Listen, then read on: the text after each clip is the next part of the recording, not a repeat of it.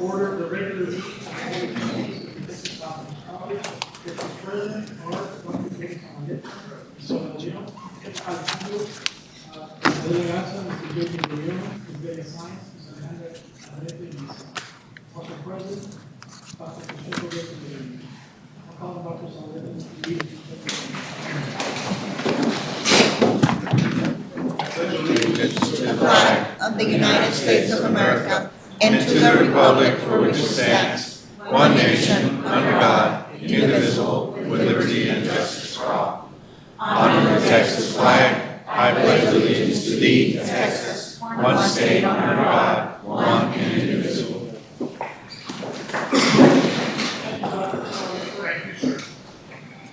Public comments. Next item is presentation by Cultura de Grounded Organization presentation of the Ambassador Award to Justice Adela Garza, immediate passenger. I will call on the founding member of La Cultura, Mr. Carlos Fernandez, and Mr. Carlos Garza to present the item. Thank you. How did you do this? What do you see? This is not my official job of speaking over the microphone, but it's an exceptional day for us today to be able to honor one of our great members of TSC Board Trustees. And she was the great person that helped us or listened to us when the actual original two people you see here asked her to join us to have a conversation. At that particular time, our idea was about this big. To us, it was just a competition. After about 45 minutes to an hour there with Ms. Garza, she walked out of there with an idea this big, which is typical of her.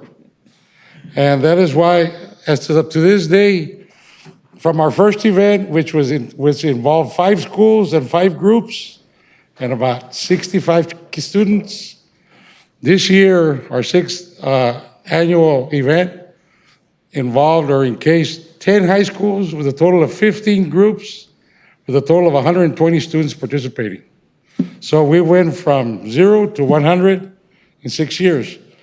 We would like to especially recognize Adela Garza for her leadership and what she taught us about thinking into the future and seeing the benefits of an education. So this year we recognize her as our ambassador to our 6th annual Texas Best Conjunto competition for all the high schools in the state of Texas. Ms. Adela.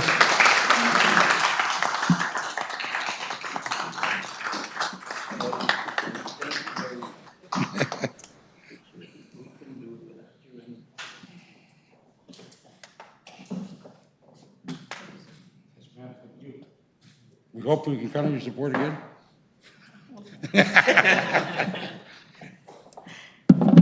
But I also need to thank you guys because, yes, you did bring a little idea and the desire to capture so many kids that day was evident. And we worked really hard that first year, and it was awesome. And we had some people, and we got some scholarships, and I still remember the feeling. You know, I always say that it's hard for me to cry in public, but I'm very touched to see the event this year via Zoom because I was out of town, and to see Ms. Aldrete be the MC. And I hope that we continue this partnership with TSC and La Cultura. I'm looking forward to it. Thank you for this recognition. I appreciate it, and we'll see more. Thank you so much. I appreciate it.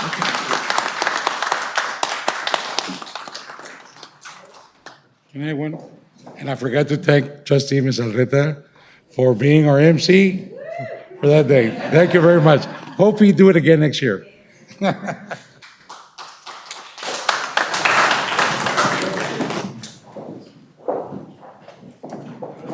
Picture.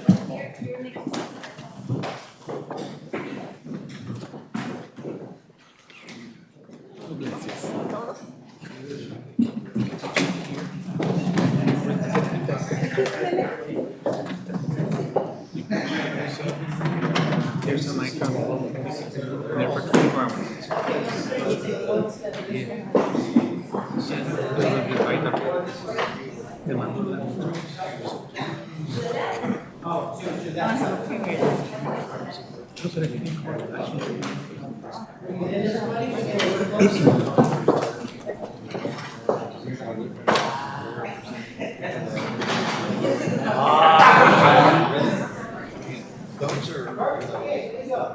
companies, stock things.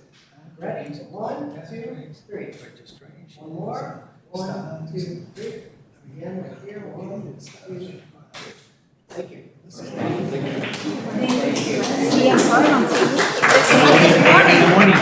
You put it in the morning y puede todo el día. No, I don't need Rachel. You know Rachel? Yeah, she said, JJ, I was surprised. Y esto más te ayuda para leer. Ok, no, o sea, yo necesito para ver de leer.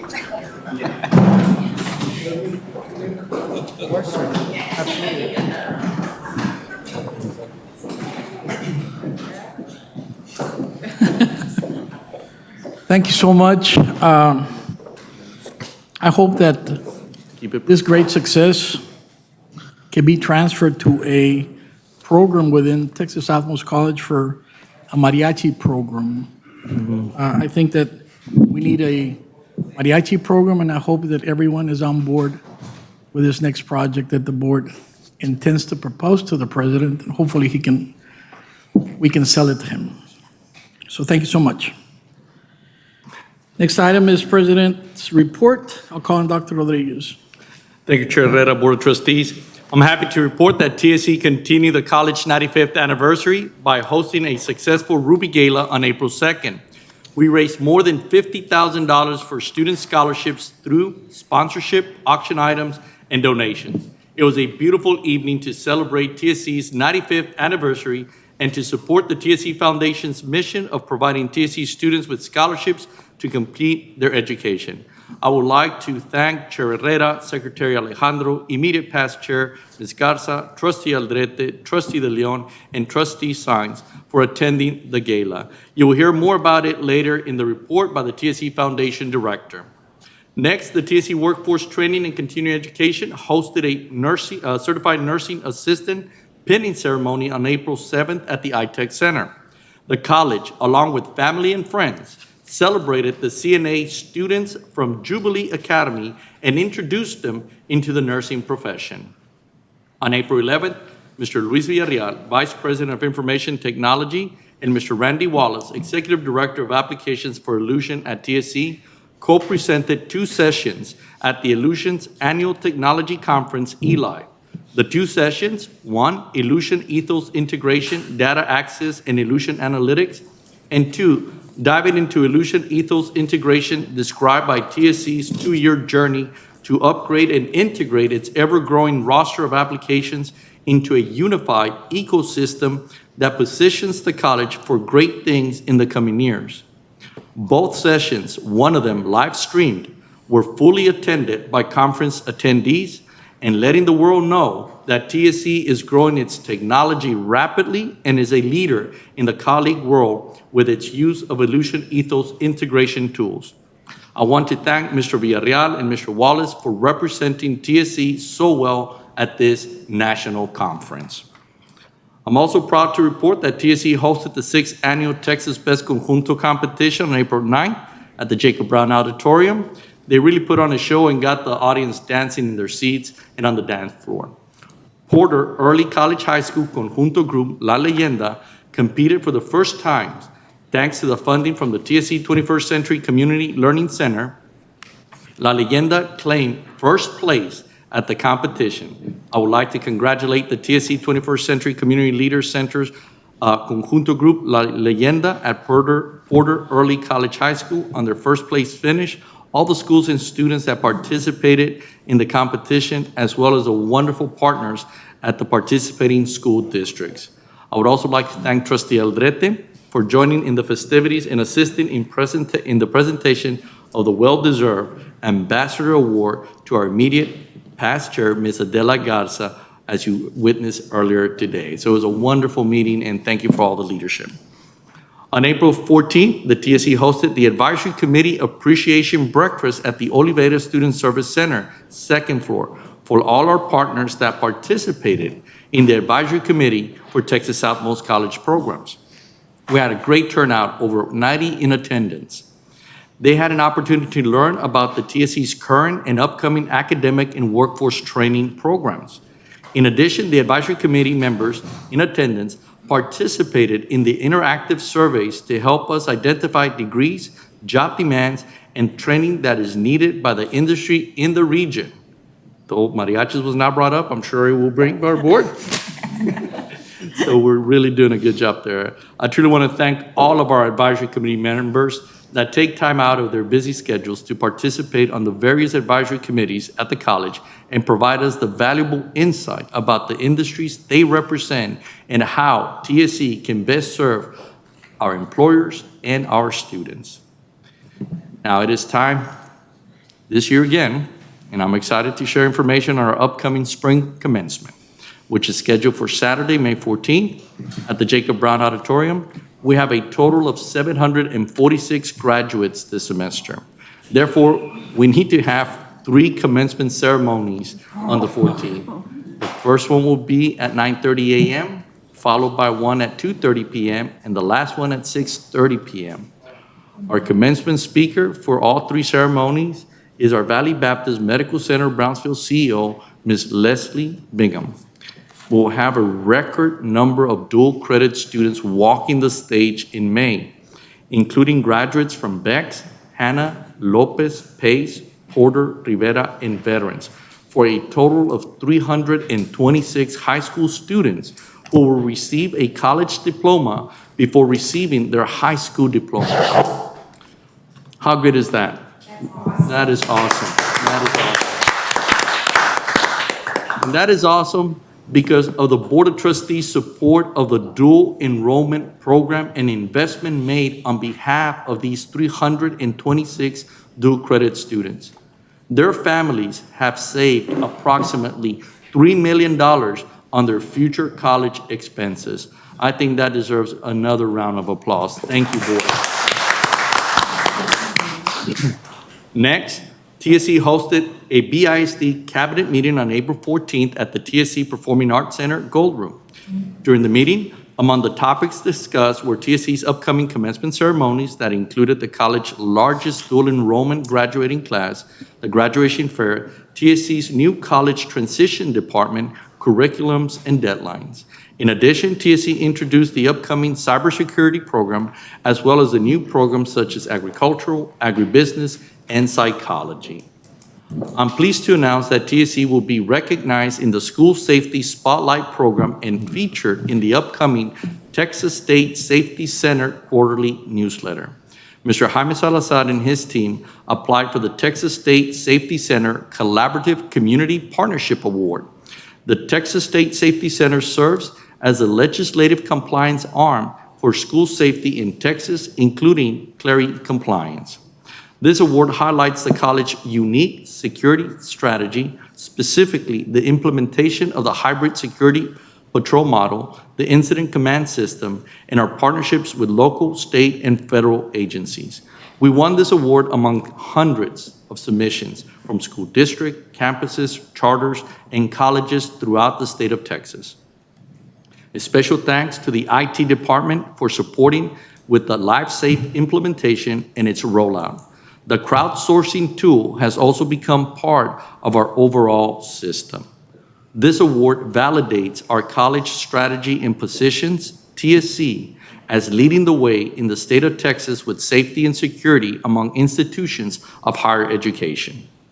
As a recipient of the Spring Semester School Safety Spotlight Award, our submission will be competing for the overall statewide award for the Collaborative Community Partnership Award category, which will be announced in early May. Please help me congratulate Mr. Salazar and his team for this wonderful achievement as they work very hard in our committee to the TSC mission. Next, I will also want to let you know that the Texas Board of Nursing met today, this morning, and our Associate's Degree in Nursing Education program was on the agenda for consideration of changing our status from initial approval to full approval. I'm happy to report that our program is now fully approved. Thank you, Lord. Now, full approval is granted by the board to professional nursing education programs that is in compliance with all board requirements and has responded to all board recommendations. Again, please help me recognize the students, faculty, and staff, and the unconditional support of our Board of Trustees to get us through this with our nursing program as we achieve this milestone. So thank you to all of you. At this point, I would like to call Mr. Luis Villarreal to give us an update on the recent coordinating board report. Thank you, Dr. Rodriguez. Mr. Chairman, Board of Trustees. On March 25th, TSC received a final report from the Texas Higher Education Coordinating Board regarding a compliance monitoring audit of our formula funding at Texas Southmost College. The audit was conducted primarily in the month of February and involved the Office of Institutional Planning, Research, and Effectiveness, the Finance Department, and the Office of Information Technology to ensure that our state reporting that results in our formula funding was accurate. The audit scope included tests of enrollment data reported and certified by TSC for the reviewing periods of summer 2020, fall 2020, and spring 2021. TSC provided the majority of the requested data and reports prior to February and December and January before the formal audit. The audit methodology included objectively reviewing and analyzing various forms of documentation, conducting interviews, performing tests of controls, including IT system security controls. The findings were the following. Reported semester credit hours were eligible for formula funding. Student tuition payments were received in accordance with requirements. Reported enrollment and contact hours were eligible for formula funding. Instructors of record met applicable requirements. In other words, the state noted no reportable observations and confirmed that TSC complies with formula funding reporting. I would like to commend Mr. Oscar Hernandez for his coordination of TSC's document collection and overall response to the audit. I would also like to thank Dr. Figueroa, Mr. Pacero, and the finance team, Mr. John Tran and Randy Wallace and the IT team, Ms. Vanessa Vasquez and the enrollment team for not only their contributions to the audit response, but for their commitment to compliance in the first place. This concludes my report, unless there are any questions. Thanks so much. You're welcome. Thank you, sir. Next, I would like to call on Mr. David Tomlinson to give his update on the TSC Foundation. Mr. Tomlinson. Thank you, Dr. Rodriguez. Good evening, Chair Adela, Board of Trustees. First of all, what a great night was had by all, I think, on April 2nd at the TSC 95th Anniversary Ruby Gala. It was a pleasure to see the Board of Trustees and President Rodriguez looking beautiful and sharp in their long dresses and their tuxedos. I appreciate the support that this board has given to the foundation, and as mentioned, it was great to see everyone really enjoying themselves at night. As Dr. Rodriguez mentioned, we did reach our targeted goal of $50,000, actually $52,799.32 to be exact, towards student scholarships by way of sponsorships, donations, and the auction sales. It was such a great event that yesterday at the foundation board meeting, the board approved the naming of the next 5 galas. So this is obviously going to become an annual event and a fundraiser. So thank you to the gala committee from the foundation, which included Mrs. Adela Garza, Mrs. Norma Hinojosa, Mrs. Diana Castillo Chastain, Mr. Roy de los Santos, Mr. Manny Casanova, and Dr. Rodriguez. I also have to thank Dr. Figueroa, Dr. Kyle, Dr. Garcia, and Luis Villarreal, and their teams for providing tremendous support before, during, and after the gala. And actually, I was looking here, pretty much everybody that's on this side had something to do with it that evening, so thank you all for a wonderful night. Secondly, by way of community service, I was able to assist United Way of Southern Cameron County as a reviewer for grants towards community investments. This is a group of community members who get together to review submissions made by local organizations for grant monies to support them. This also helps me to network with other local community businesses to elaborate on TSC and the foundation. Yesterday, as I mentioned before, the TSC Foundation gathered for our quarterly meeting with a rather lengthy agenda, but here are some of the highlights that are listed. The foundation elected a new slate of officers yesterday. So we have a new chair. Congratulations to Ms. Adela Garza, who is our new chair for the foundation. Vice Chair is Mr. Roy de los Santos. Secretary is Mrs. Norma Hinojosa. And our new treasurer is Dr. Ruben Gallegos. Congratulations to the new officers, and I'm looking forward to working closely with them as we continue to take the foundation to the next level. I would also like to thank the outgoing officers in Chair Manny Casanova and Vice Chair Dr. Gustavo Stern for their dedication and service, not only to the foundation, but to the college. We also had Mr. Carlos Cascos present the annual TSC Foundation audit for 2021, in which the foundation received the most favorable clean opinion given by any auditing firm, and he congratulated the board of directors and the TSC finance team under Dr. Figueroa for a job well done. Moving on, we had 2 donations that required a match to be approved by the foundation board. One was to the RGV Partnership, who was willing to donate $15,000 to the foundation if we were, as a foundation, was to match that $15,000, thus making it a $30,000 donation towards scholarships. And there was another one for RGV Lead, which was a $5,000 with the same type of match, making it a total of $10,000. Therefore, with those 2 items that were approved by the board yesterday, the foundation pledged and received a total of $40,000 for scholarships. Therefore, at this point of the year, since January the 1st, considering the Del Castillo show, the gala, private donations, and employee contributions, we are just short of $90,000 in the first 4 months of the year. So we're well on our way to eclipsing what we did last year. Vanessa Vasquez also gave the scholarship distribution as of yesterday, with a total of $131,000 been awarded on the credit side. And on the workforce side of the house, Dr. Fleischman advised that as of this past week, $163,000 have been awarded to students. So I want to thank everyone that attended yesterday's meeting, as it was a lengthy one, but important items were discussed and approved. Now moving on to the Star Wars themed concert, benefiting the foundation, that will take place next Saturday, April 30th. The foundation has been working with Dr. Tipton and Dr. Fuentes to make sure that we have close to 500 students from the 21st Century program in attendance, as well as additional tickets have been provided to BISD and other area school districts, plus ROCA, which is the Revival of Cultural Arts, for their students. We're looking forward to having a packed house at 2 p.m. on that matinee, and once again, thank you to the Board of Trustees for sponsoring the afternoon matinee show. With regards to the sales for the evening show, they're going well, and we also have sold numerous boxes, and we are still selling boxes if anybody is interested or knows somebody that might be. We've also been fortunate to have received underwriting sponsors for that evening event from Illusion, Lone Star National Bank, and also DHR Brownsville. So we're looking forward to a great day of music, and by the way, Star Wars costumes are encouraged, so it'd be nice to see everybody there in your outfits. As I finish up with some of the upcoming events that I mentioned, of course, we've got the symphony that's happening on the 30th. We have the wine and cheese reception that is going to be in support of the Center for Legal and Justice Studies on June 28th. As we get more information from the committee, which is comprised of Judge Decio and Dr. O'Malley, I will forward this to this board during the updates. And then, of course, finally, it's time. It's our 2nd annual Scorpion Classic Golf Tournament, which has been reserved already for August the 20th, 2022, at the Rancho Viejo Resort and Country Club. So, Chairman Adela, this concludes my report, unless anybody has any questions. Thank you, Mr. Thompson. Finally, I'd like to share with you this month's video highlighting the activities that have occurred since we last met. Sir, can you please start the video?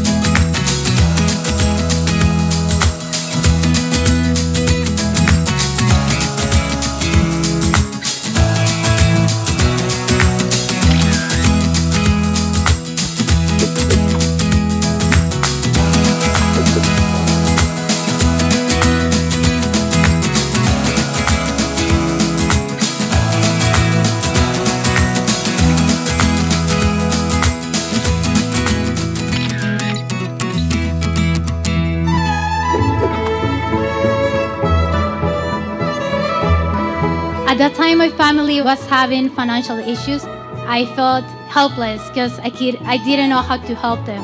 The TSC Foundation Scholarship was the best award I could have ever received.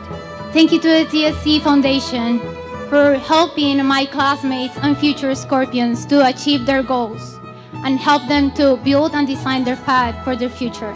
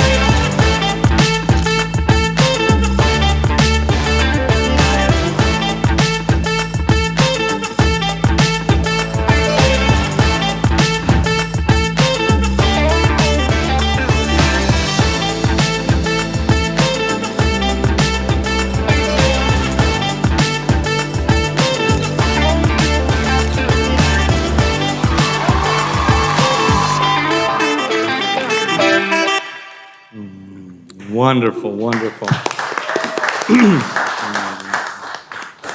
I just want to thank everyone for their continued hard work and commitment to our students and the communities that we serve as we begin to wrap up the spring semester and prepare for commencement, summer, and fall semesters. This concludes my report. Thank you. Thank you, President Rodriguez. Next item on the agenda is consideration possible action on the minutes of the following meetings. Regular meeting, March 24th, 2022. Do I hear a motion? So moved, be approved. There's a motion and a second. Any discussion on this item? All those in favor signify by saying aye. Aye. All those opposed? Motion carries. We're going to skip to item 11. And I want to see if Mr. Peña, Mr. Perez, and Mr. Shergill are ready for item 11.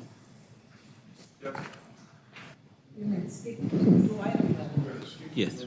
We're going to go to it. Oh. I apologize. We're going to jump. Item 11, consideration of possible action on level 3 grievance of Kim Sanchez at the request of grievant. This will be an open session pursuant to the Texas Open Meetings Act, Section 551.04.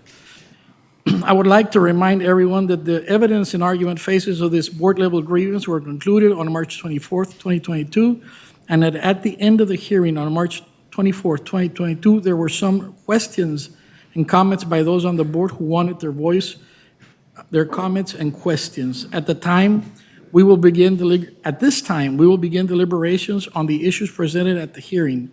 At this stage, the board considers and decides the grievance. The board has the authority to and may, 1, grant grievance and reserve the administration's decision, reverse the administration's decision, 2, deny the grievance and uphold the administration's decision, and 3, grant the grievance in part and modify the administration's decision.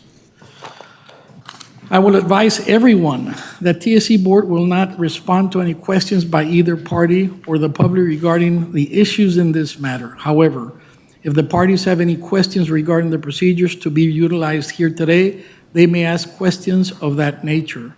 I will remind you that each board member has been given all the documentation provided during the previous grievance level hearings, including the document provided by Mr. Shergill at the end of the hearing on March 24th, 2022, and the USB drive provided by Mr. Peña that contained the level 1 recording of that proceeding. I will now allow the board members to make any motions that they feel is appropriate and discuss the issues that they feel is appropriate to these motions. Yes, What Mr. are the Chair. wishes of the board? Yes, Mr. Chair, I have a motion. I move that Texas Southwest College District Board of Trustees deny Ms. Sanchez grievance based on age discrimination and modify the administration's decision terminating Ms. Sanchez's employment by reinstating her to the position and pay level she held immediately prior to her termination, including back pay and benefits, as well as attorney's fees. If employed, Ms. Sanchez is offered a 2 weeks grace period to give to her employer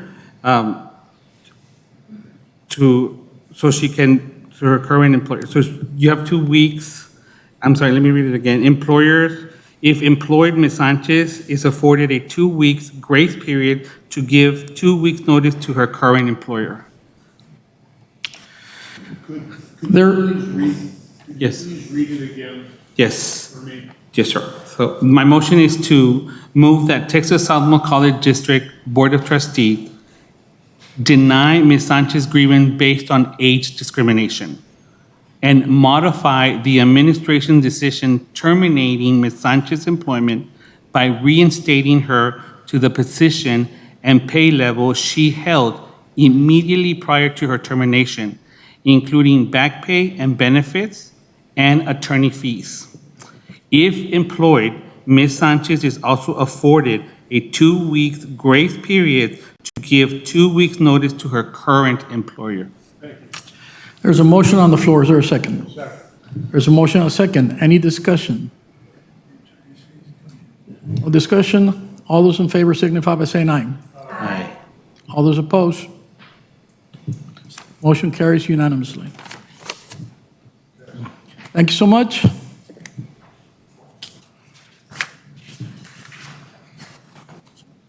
Next item on the agenda.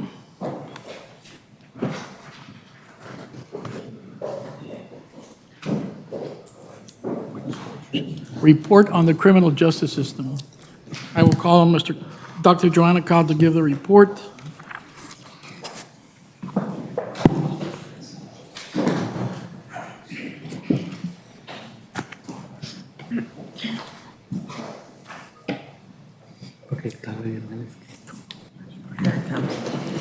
Thank you, Chair Herrera, Board of Trustee members, President Rodriguez, Legal Counsel. We are here tonight to report on the Criminal Justice Institute regarding their exam scores from TCOL. As you may be aware, the Texas Commission on Law Enforcement is the regulatory state agency with broad jurisdiction to enforce standards for our peace officers as well as other law enforcement personnel. We do have a pathway for our students. As I said, TCOL mandates training for us. Our current training includes 12 certifications, 720 hours of coursework, and 32 hours of test preparation for the state exam. In order to sit for the TCOL state exam, a graduate cadet who passes our curriculum with an 80% average can sit for the TCOL exam, but they must pass the TCOL exam within 6 months. And then you see the agency hiring process to the right. These are the scores for our BPOC program, the pass rate with TCOL.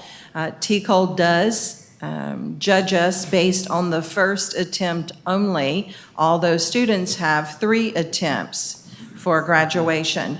In 2019, you can see in column 1, 2, 3, 4, 5, where it says percentage passed on first attempt, we were at 88%.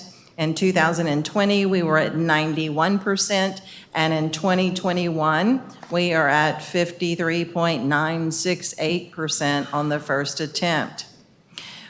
We also have scores from 2018 and 2017. The 2018 scores for first attempt was 88.4%, and then for the year previous, in 2017, the first attempt pass rate was 95%. So for 2021, we are at 53.968, and that is a completion. That is, there are no other students taking in that particular year. We do have some preliminary results for 2022. Our students are still taking the exam. We have 23 more graduates coming up, but those scores as well are hovering around 60%. So, our students, like I said, must pass within 6 months of graduation, and they get 3 total attempts to take the exam. But we are judged on students passing on their first attempt. What does this mean for us? That in 2021, we are below the 80%, and we are hovering below 80% in 2022. There are administrative actions. This comes straight out of the TCOL rules that are published online. And I'm just going to read these to you. They said it best. A training provider may be found at risk and placed on at-risk probationary status if, for those providing licensing courses, the passing rate on a licensing exam for first attempts for any 3 consecutive state fiscal years is less than 80% of the students attempting the licensing exam. So based now, we have in 2021, we have a rate of 53.968. In 2022, we will know on August 31st what the 2022 scores are. It also says underneath that they give us 30 days to tell them what steps we're going to take to correct deficiencies in our cadets or in our program specifically, and that we have to report out to TCOL what progress we are making. Now, after 3 years, if we have 3 consecutive years below 80%, then we are put on at-risk probationary status. Until then, it is my understanding that we're just listed as at risk. So after the 3 years, remember we have to submit an action plan. But if we stay under 80% for 3 years, then the commission shall place us on at-risk probationary status for 1 year. And if we remain at risk for the 4th year, then the commission will begin the revocation process, or they will ask us to generate a settlement agreement. That's after 3 years. That's after 3 years, in the 4th year. These are the changes to the program that were made in 2019, 2020 by TCOL in the first 2 bullets. TCOL actually updated and released a new curriculum, adding 56 additional course hours to the program. Also, they updated their state exam and their test bank. In response, Ms. Edwards updated and incorporated the new content into the courses and increased test-taking study sessions offered after class hours. However, you can see that we still have not exceeded 80%. So this January, these are the actions that Ms. Edwards and the program have taken to try to correct the deficiencies in our system. So you can see in number 1, she has added the student manual as a textbook for the cadets. She has also updated their student workbook. She reviewed all the areas of low performance on which our students have scored with the adjunct instructors. They are creating pre-quizzes for each module to focus the students on the objectives at hand. They are adding written essays and reports to improve their comprehension and providing training courses for adjuncts. All of that has been completed. In red is an item that must go before the CJI Advisory Board in order to be approved and put into practice. And that is to increase the exam scores in both or comprehension and reading. That's already to make it a requirement for entry into the program.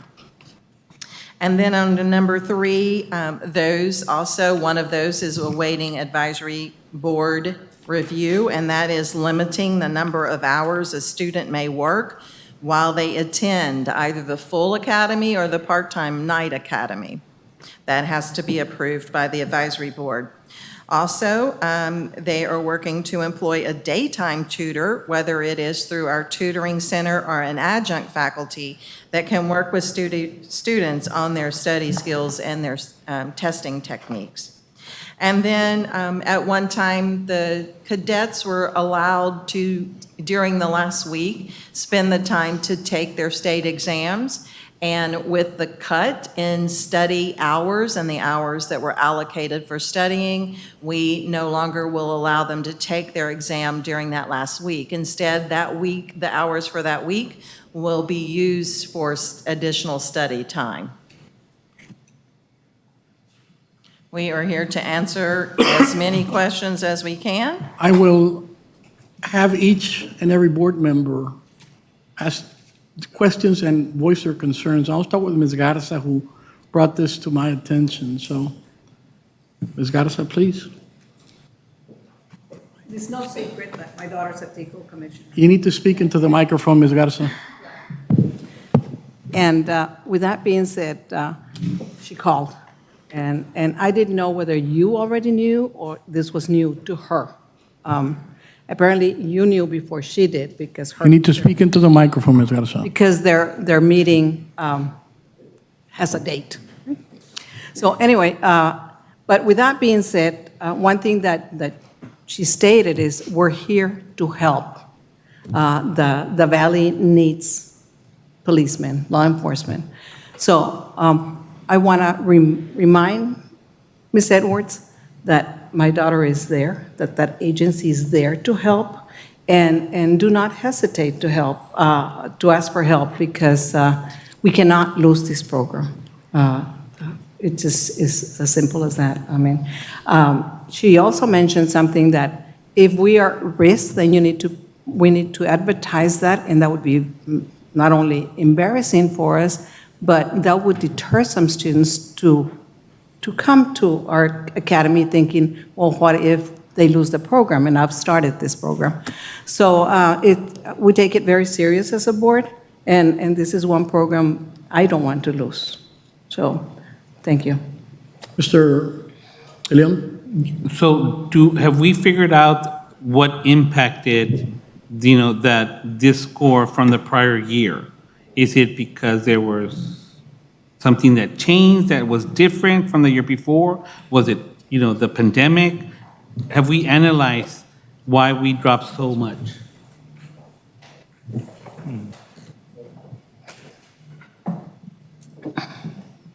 It was a combination essentially of a perfect storm, sir. It was a merger from COVID and students moving into a distant learning environment. It was a combination of a new test that we were not familiar with. It was a combination of our students moving into a full-time working environment. Many of our students now work full-time. And those things combined impacted us negatively. And that's the short answer. Ms. Edwards, is there a way to express it more clearly than that? No, that's pretty accurate. That's pretty accurate. I mean, I can give you details if you want detail, but so let's just talk about our challenges in general, right? Even before Speak into the mic, I can't hear you. Even before the scores dropped, there were challenges. And we were meeting those challenges with the 100 and something hours that we had before we had to add curriculum to fit in those hours. Does that make sense? So the study challenges we were having, we had extra time to remediate in class. When the program is 752 hours, when I came, 643 were mandated curriculum, which meant all those other hours, if they didn't get something, we could use it to remediate. There is for our students who do not have a college level education, bringing them up to speed on vocabulary, bringing them up to speed on concepts is what we were using those hours for. We're now down to 32 hours instead of 132 hours. So that means now we do it after class. But if it's after class and you have to work, you're not there. So that is a significant challenge, I would say. We strongly tell them from day one, It is really difficult to do this program part-time and full-time if you're also working too many hours, because when do you sleep and when do you study? So those are the primary concerns that we have. But when the pandemic hit, at that point, students were forced to work more hours because their parents who had been supporting them were either ill or couldn't work because companies were cutting back. So yes, there's a combination of things that made that rate fall significantly. Here's my other question. Who knew of this issue and why were we not informed before it leaked out? You're going to answer. I'll answer that question. We were aware of the data, sir, and as a result of being aware of that data, immediately went into action with the responses that you see. As a part of the overall review process, I typically hear from our representative, Mr. Dickey, who comes in and performs an official evaluation and gives us an official report. So while I was aware of what was going on and we were responding, I was foolishly waiting to get that report. That's my error. I was waiting to get that report so that I could submit it to Dr. Kyle and give an official report that says, here we are. As of today, I've not received that official report, and yet I realized I could not wait any longer to hear and brought it to Dr. Kyle's attention and Dr. Rodriguez's attention in anticipation of receiving that report because I couldn't wait any longer. That was it. I will not make that mistake again. And I was error on the side of caution because I didn't want to tell Dr. Kyle or the president something that indeed was not the case.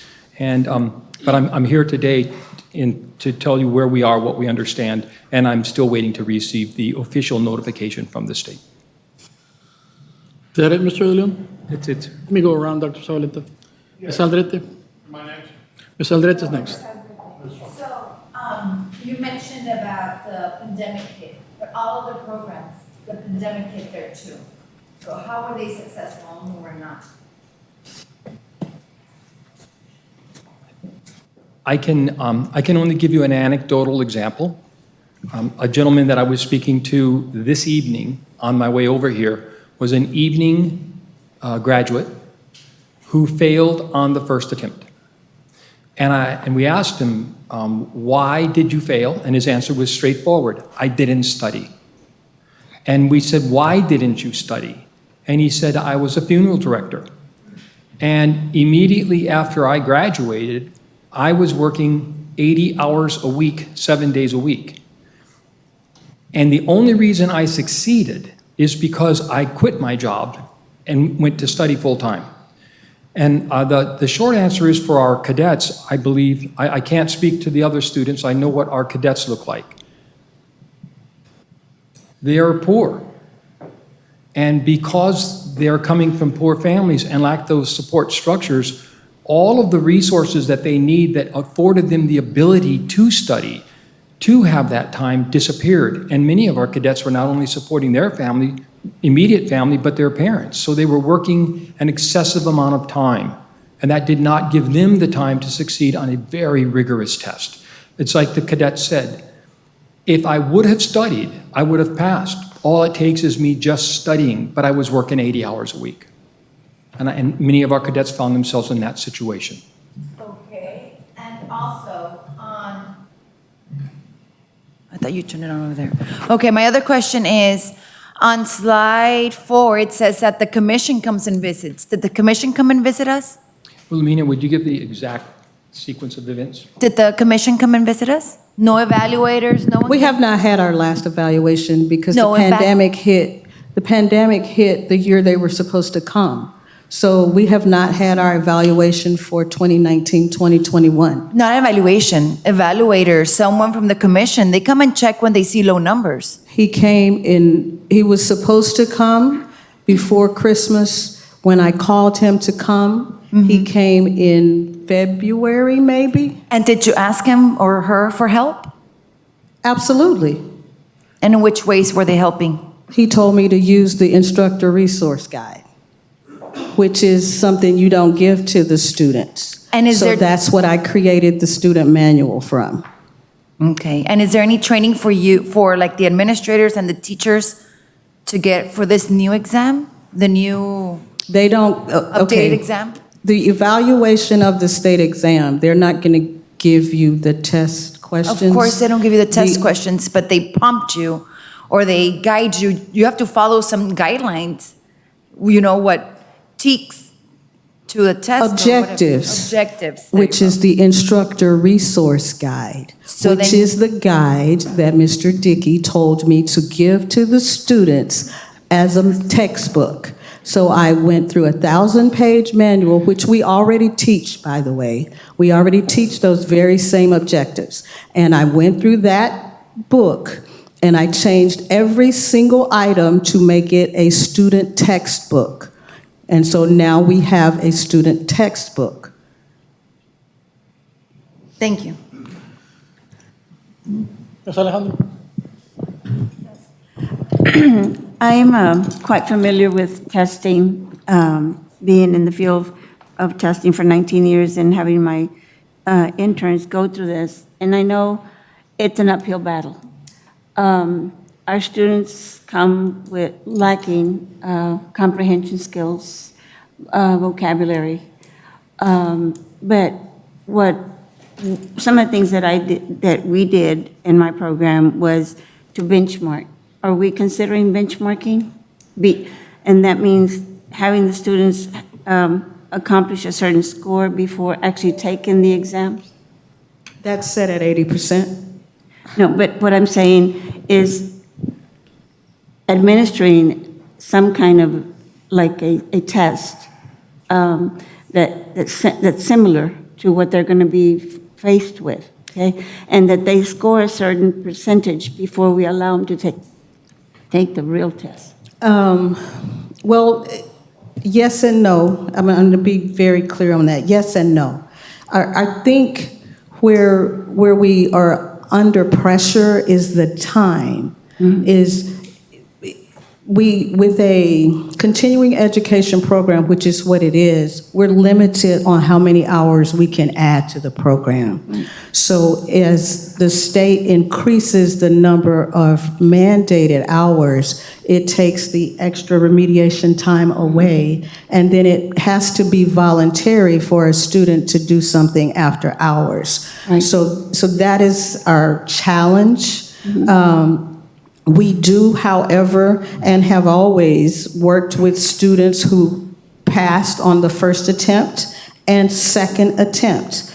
In the pandemic season, that is the first time we've had any student have to take it a third time, and the first time we've had any student not pass it on 3 attempts. So that is our challenge right there, but it's difficult at best to give them the hours, because when I talk to the state, Mr. Dickey, when I talk to him about extending the time between when they finish the curriculum and when they take the state exam. So you can't split. For the pandemic, we had to split sections, which is why we had more sections or rosters that year than other years, is because people who were sick couldn't go to the test site. So you couldn't go in if you had COVID, if someone you knew had COVID, so we had to split. So actually, there's 6 groups of scores for 1 class of people, if that makes any sense. So that was a huge impact. So overcoming that and learning so let's talk about the new state exam too, because I want to hit her points about TEKS or the objectives. Okay, go ahead. Did you say you had a question? I'm sorry, I thought you said you had a question. We get an analysis after the classes test. So we do get an analysis. We use that analysis to go back in, make handouts for students specific to those objectives. We go back in, we talk to the students, and when they have to test a second time, go over those objectives that they didn't understand clearly. So yes, we do use the objectives to teach.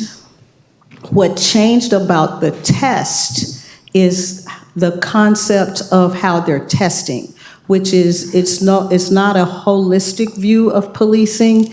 It's a test book, this word goes in that sentence, fill in the blank type of test. So that makes it a little bit more challenging if you don't understand the vocabulary. So there are multiple things we're trying to tweak and fix and work on, but let's talk about time.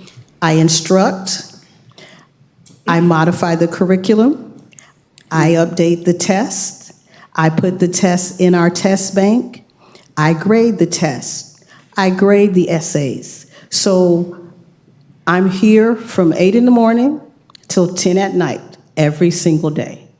And I work on the weekends. Sometimes there's not enough manpower hours to do it. That's the other thing. And I understand, and we appreciate all that you do. One of the things that worked for us, and I don't know if it can be done with your curriculum or in your coursework, we embedded some questions based on the analysis and dealt with maybe one question per class or whatever, and so that the students could get a feel for what to expect once they took the exam. Oh, yes, ma'am. We can incorporate that in. What we do now is we give a pre-test.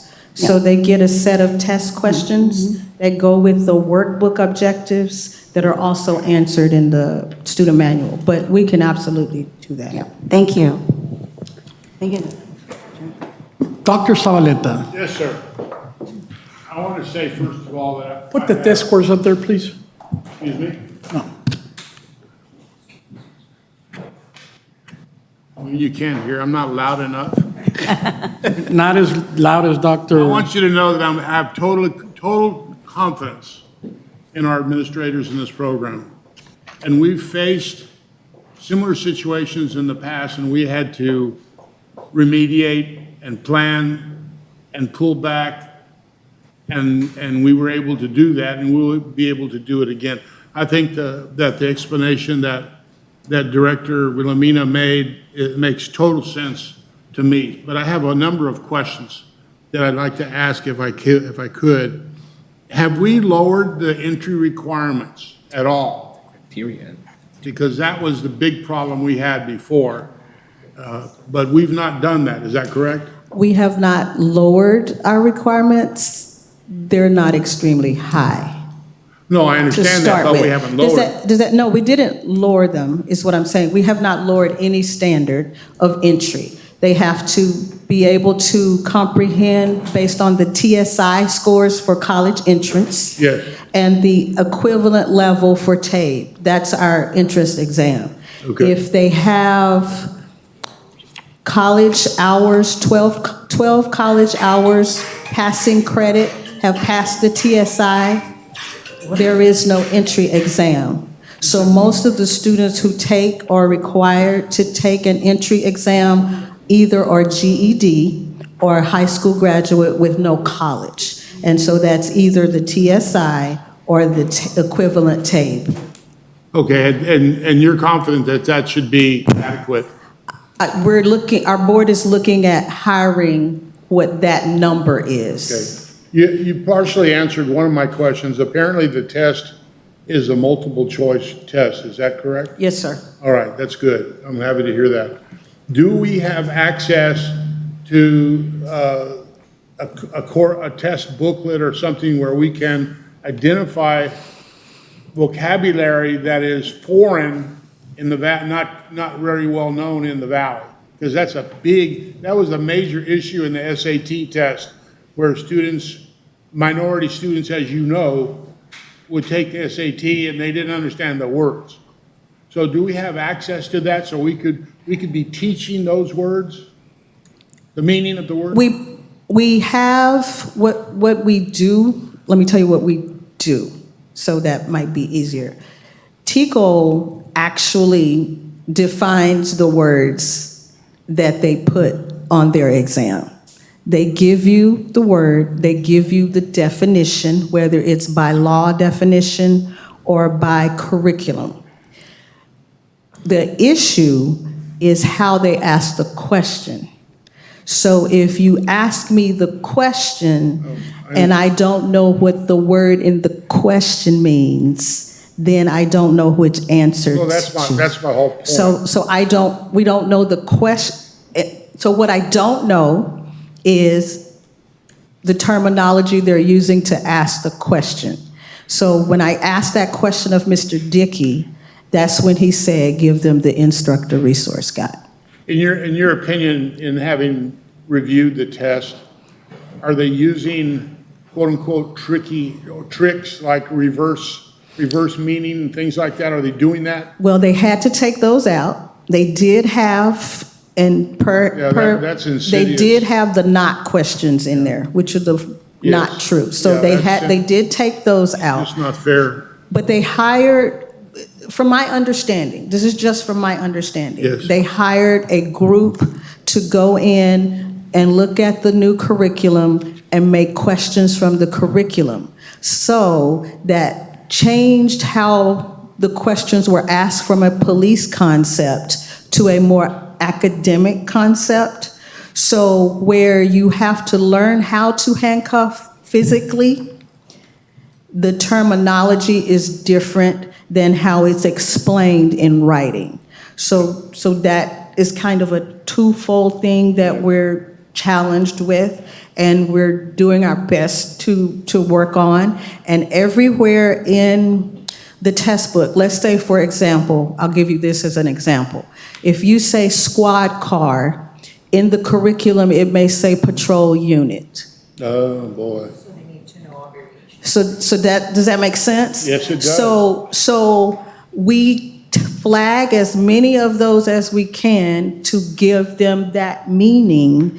But if you're learning vocabulary and jargon, police tech terminology, at the same time you're trying to learn a concept, that's really a challenge, especially if this is your second primary language, if that makes any sense. Yes, it does. Do we assess the test-ready ability of our students going forward as they're finishing the course and they're faced with the test? Do we assess them?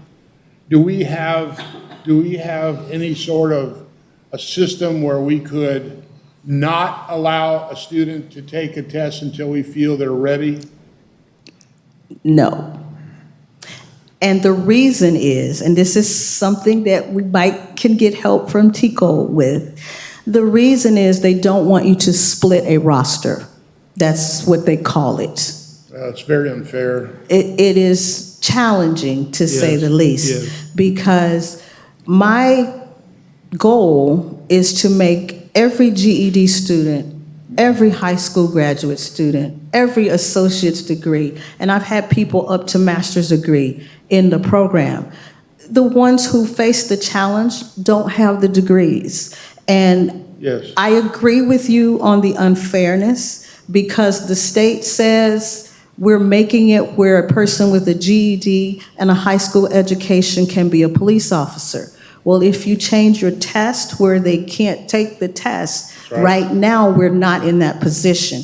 And I'm not throwing fault or blame. I am a problem solver. That's kind of what I do. I'm really frustrated right now because their test grades are not showing what they're learning, because they are learning. that makes sense to me. And I'm really frustrated that it's not showing on paper. Are you developing a remediation plan?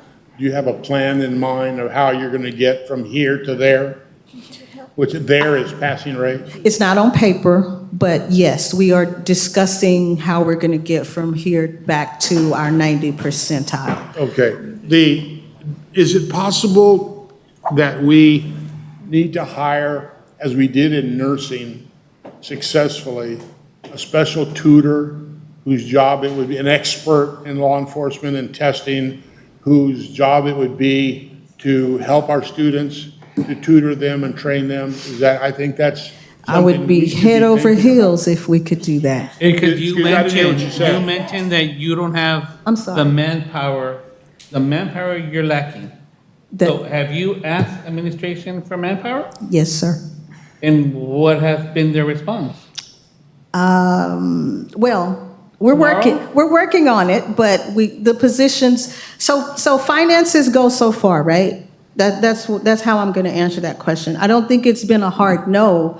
I think trying to figure out how to find the funding for it has been some of the issues. I'll find it in a minute. Please ask for help. Can I have help?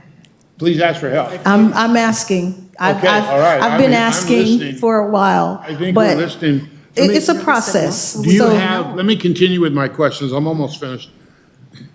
Do you have access to the test results of other programs in the state so we can compare what has happened to us with? They print this right here, and there's, from what I can determine for that past period, there was just us and one other academy who probably faces the same thing we're facing challenge-wise. But isn't there a statewide report? Yes, Yeah, that came from the statewide report. we're number 116. Okay, but I want to see all, I want to compare all the 15 or 20 police academies in the state. Okay. 116. Excuse me? There's 116. See, that many, huh? Yes. Wow, okay. And we're in place number 116. Yeah, I'm sure that's true. Okay. Okay, I'm just gonna smile. I think you've done a fine job and we hear you. And I think that one of the most important things that we could do for you is what we did in nursing, and that is hire a professional to help you. Thank you. Thank you. Thank you, Dr. Zavaleta. Yes, sir. Ms. Science? This board has provided all of the necessary resources for this program to be successful. We have allotted money for many things that you have asked for. Therefore, we expect that this program will improve. Let's get to continue through this remediation so that the students can pass on their first try. It's not fair to the kids for them to, if they find out, when they find out that they are the last in the state, that's going to be that's going to make them feel poorly also. So, and in the future, I would like to be informed of what's going on with the program monthly, so they will know if there's something we can do to help. We can do that, ma'am. Is that it? Yes. Okay, I'm not going to address, Mr. Chair. let me go first. I'm not going to address Ms. Edwards, Dr. Kyle, or anything. I'm going to address the president. So, Mr. President, we have dumped money into this program like there's no tomorrow. Anything you have asked for, we have provided. We've provided training materials, we have provided manpower, we have provided whatever you have asked of us. This is unacceptable. There's 116 programs in the state, and we're number 116. We can't have that. We really, really cannot have that. COVID is no excuse. All the passing schools had COVID, had people who are poor, as they say. We cannot have this. This program, we cannot lose. Right. We cannot lose this program. The test. All the students across the state take the same test. Why do they pass? Are they rich? Are they college students? Are they master's program? No, they're the same students, except these are Mexicans. Oh, that's right. Why are we behind at the last place when 2 years ago we were way on top? I was at a graduation this past December. I'm embarrassed. I'm embarrassed of what we're doing to these children, to these students. This can't happen. It's on your watch, Mr. President. Yes, sir. It's on your watch. You take care of this, please. Yes, sir. Will do. We cannot have this program fail. As you can see, the board has different opinions. I was waiting for mine. I'm not as nice. I am. But don't take something from me. Don't take something from my people. Don't take something from my school. This belongs to my school. This is my school, and I care about it. This is on you, Mr. President. Yes, sir. Thank you. The voice of J.J. Martinez. Mr. Chair, if I may. Please. I just want to make one thing clear. The results were not leaked. The results are public. I asked my daughter, am I supposed to know this? Everything they do is public. So when Dr. Flashman says we're waiting for results, isn't there, if everything is public, all you have to do is go look for results? Am I wrong? No, we like I stated, we get reports from after every single test. So I've never said the results were leaked. Dr. Flashman said. Oh, I'm sorry. No. All I'm saying is, we get an analysis after every single test. Okay, Dr. Flashman just told us, right? This is on me. I was expecting to get results and I didn't. And I did. My daughter called me and told me, I brag about your school all the time. And boy, was I surprised when you were the last one, And I said, well, I'm not chair this year. That was a joke. But anyway, it is, so I said, is it public knowledge? So could we have, when you said we're waiting for results, we don't have to wait for results because everything they do is public. And again, Ms. Williams, when you said, there's some things that T-Cole can help us, why don't we? Why don't we get together? Why don't we call the commissioner? Why don't we make suggestions? Because they're bored, just like we are, and they listen to people. So maybe we're because we were doing so well, maybe we need to say, well, this wasn't quite working, but we made it work. What are the things that That's can? correct. It's a board. We can take our concerns and our wishes, and we might get some of those. There is a majority and a minority in every board. My daughter happens to be in the majority. So let's do that. Let's ask for help. Absolutely. Thank you so much. Dr. Fleischman, would you like to say a few words? Anyone like to say a few words? If not, I'll move on to item number 8, academic committee meeting. I'll call Mr. De Leon to present the item. Wait. Thank you for your time and your attention. This program will have our full dedication so that we make it work, sir. Dedication and passing scores, because we will not have a program if there's no passing scores. Understood. Where are we at right now? How are we hovering right now? No, I understood his question. Where we are right now is the students that we currently have are testing differently than the students before. What's the average right now? Passing average. The passing average, which was on the screen, is still at 60. So, yeah, but this class that we have right here. 2 years now. Second year. Yes. Unacceptable. Thank you so much. Yes, sir. Item number 7, item number 8, academic committee, Mr. De Leon. The academic committee met on Thursday, April 14, 2022. President were Ms. Garza, myself, members of the TSC administration, and college legal counsel. Junior counsel. The committee discussed the following item. 8A, consideration and possible action on the data sharing agreement, the University of Texas at Austin, Ray Marshall Center for the Study of Human Resources, and Texas Southmost College.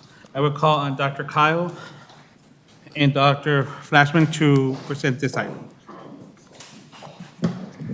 Thank you, sir. Board of Trustee members, President Rodriguez. What you have before you is a request for evaluative services from the Texas Workforce Commission to the University of Texas at Austin. We do have a grant with the Texas Workforce Commission under the Building Construction Trades Grant. There are 5 of those statewide.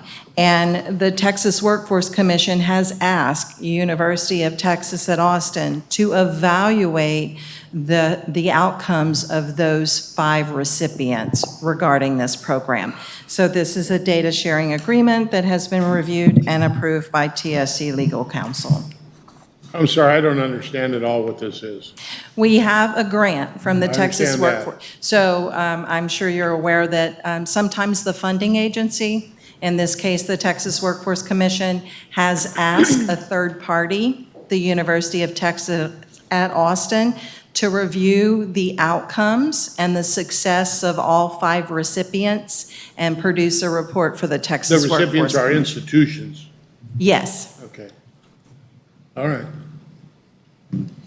Any questions? I move to approve the data sharing agreement between the University of Texas at Austin, Ray Marshall Center for the Study of Human Resource, and Texas Alamos College as presented. There's a motion on the floor. Is there a second? Second. There's a motion and a second. Any discussion on this item? All those in favor signify by saying aye. Aye. All those opposed? 8B, consideration and possible action on approval of matching grant support for the Texas Workforce Commission Jobs and Education for Texas JET Grant Program. I will call on Dr. Kyle and Dr. Fuentes to present this item. Thank you, sir. Right now, the JET program, which provides equipment to institutions of higher education, is open. This year, there is additional funding from the state, the Texas Workforce Commission, and they're allowing institutions to submit 2 JET grants up to $350,000 each. As part of the institution's commitment, in order for us to receive the money, we have to provide a 5% match, which is $17,500 for each grant. So we're asking the board for a total of $35,000 in match money if both of the grants are awarded, or $17,500 if only one grant is awarded. If none are awarded, of course, there is no match. Any questions? No questions are after the. Oh, I'm sorry. I move to approve the required matching grant support up to $35,000 for the Texas Workforce Commission Jobs and Education for Texas Grant Program. I second that. There's a motion and a second. Any discussion on this item? We saw, what's his name? Julian? Workforce today. Oh, yeah. Pat Hobbs. We saw Pat Hobbs today, and he said he's got tons and tons and tons of money. So I told him we wanted some. So he kind of assured me that we were going to get some. So I'm happy to match this. I wouldn't believe anything Wonderful. Pat Hobbs says. I wonder from what bucket. There's a motion and a second. Any other discussion? All those in favor signify by saying aye. Aye. All those opposed? Motion carries. Item 8C, consideration and possible action on the memorandum of understanding between Rich Products and Texas Alamos College. I will call on Dr. Kyle and Dr. Flashman to present this item. Thank you, sir. Board of Trustee members, President Rodriguez, the item you have before you is anticipation of a Skills Development Fund application to the Texas Workforce Commission.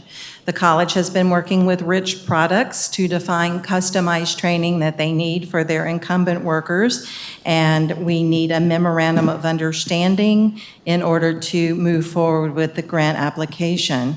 The training would be for a period of 12 to 18 months, and this particular memorandum of understanding has been reviewed and approved by TSC Legal Counsel. Thank you, Dr. Kyle. I move to approve the memorandum of understanding between Rich Products and Texas Alamos College and authorize President Rodriguez to execute the agreement as presented. I second that. There's a motion, a second. Any discussion on this item? All those in favor signify by saying aye. Aye. All those opposed, motion carries.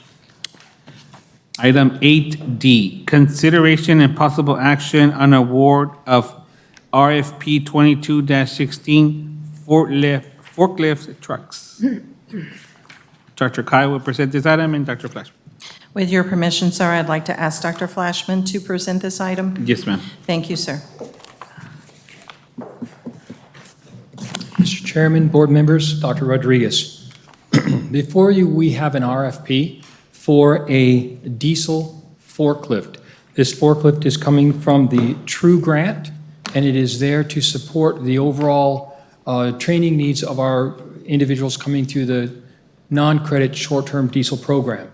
We met in January and published the RFP, had the pre-proposal, moved through the sequence, and on April 14th, we put together the following proposal. We are looking to bringing in one diesel forklift. The purpose of having a diesel forklift of this nature is in the diesel program, we are ultimately going to simulate 3 unique industries: industrial, agriculture, and automotive. This particular diesel engine replicates the diesel engines that you will see on the Caterpillars that you see out at the port. So our individuals will be able to work on this engine and transition directly to industry throughout the region as a result of this particular piece of equipment.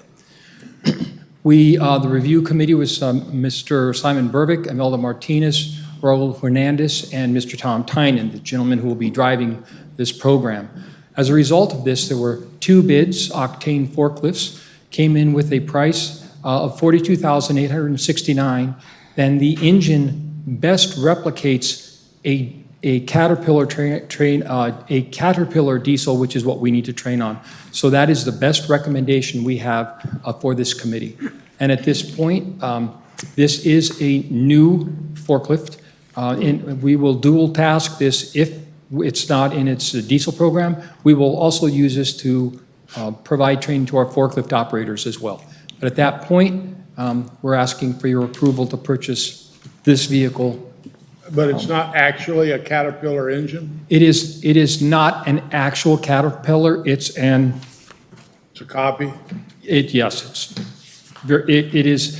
The reason we need it, the reason that this works is because the diagnostic machines that we hook everything up to work with this vehicle. So that's the critical component. Very good. I move to award RFP 22-16 for forklift trucks to Octane Forklift, Inc. in the amount of $42,869 and authorize President Rodriguez to execute the contract as presented.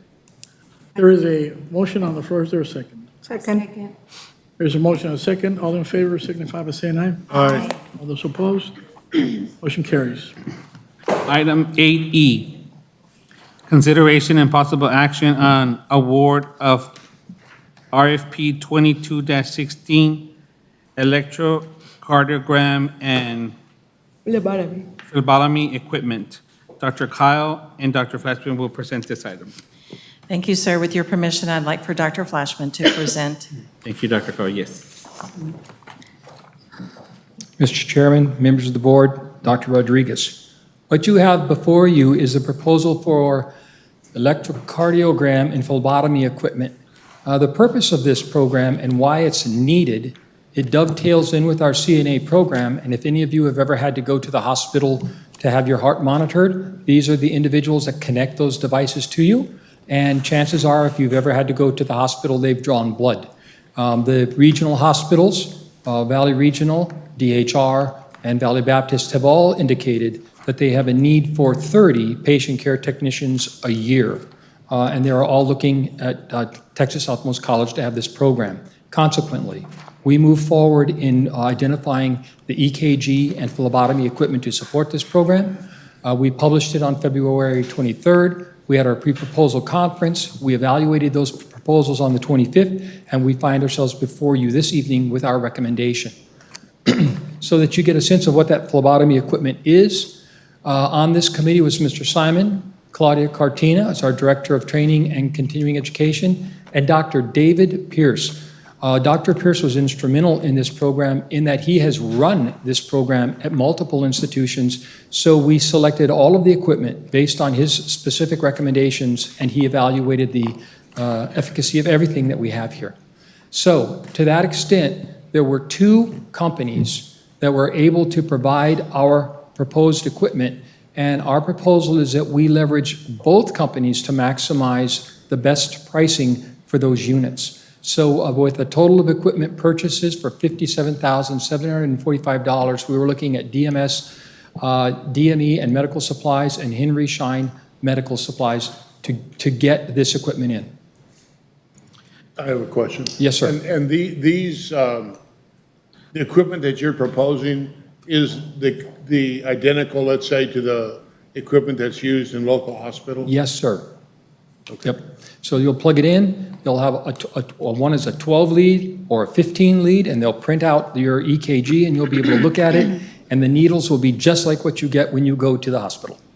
Okay, thank you. I move to award RFP 22-26 for electrogram diagram and phlebotomy equipment to CVS, DME, and medical supplies in the amount of $37,531, and Henry Schein, Inc., in the amount of $20,214, and authorize President Rodriguez to execute the contract as presented. I second. There's a motion and a second. Any discussion on this item? All those in favor signify by saying aye. Aye. All those opposed? Motion carries. This concludes my report, Mr. Chair. Thank you, Mr. De Leon. Item number 9, Finance Committee. I'll call Ms. Garza to present the items. The Finance Committee met on Thursday, April the 14th, 2022. Present was Ms. Eva Alejandro, myself, TSC Administration, College Legal Counsel. The committee discussed the following items. 9A, consideration and possible action on approval of amendment to interlocal participation agreement with TSB Risk Management. And I'll call on Mr. Ruben Peña to explain the item. Good evening, Mr. Chairman, members of the board, Dr. Rodriguez. This is a document in which we participate with TSB, the risk management pool, apparently every 5 years. It allows the college to be able to participate in enabling us to be able to get certain kinds of coverage, workers' comp, liability, things of that nature, including legal services. And so this does not require us to pay anything. It just allows us to be part of the risk pool and allows us to be able to obtain those services. We're not required to get those services through them. We can always go out for bid, which we actually have done on several occasions. The most recent one, I think, was the windstorm that we went out and we had different bidders on that. We didn't have very many, but that still allows us to go ahead and do that. This is a document that allows us to become part of a larger organization, which is the risk pool and spreads all the risks around. And so it is, and normally in past years, it didn't even come before the board. It was only an administrative sign-off, but the TSB has changed that, or the risk pool has changed that, and now it requires us to be, which is a good thing, to be presented to the board and brought before you for your consideration. Any questions? I gather that TSB wants accomplices, not witnesses. Well, that's a good way of putting it. That should be with all programs here. Well, it allows us to take advantage of buying power. I mean, and it is able us to save money in some respects. It's not all the time, but that's why we have purchasing department, and that's why the board has the authority to be able to go out for bids on different services. But this is certainly something that doesn't cost us anything to be a part of. And I have a question. So the amended sections, did they write that or did we write those? I'm sorry? The amended sections, the one in red. Yes, sir. Who wrote them? They did. They did? Yes, Okay. sir. Thank you.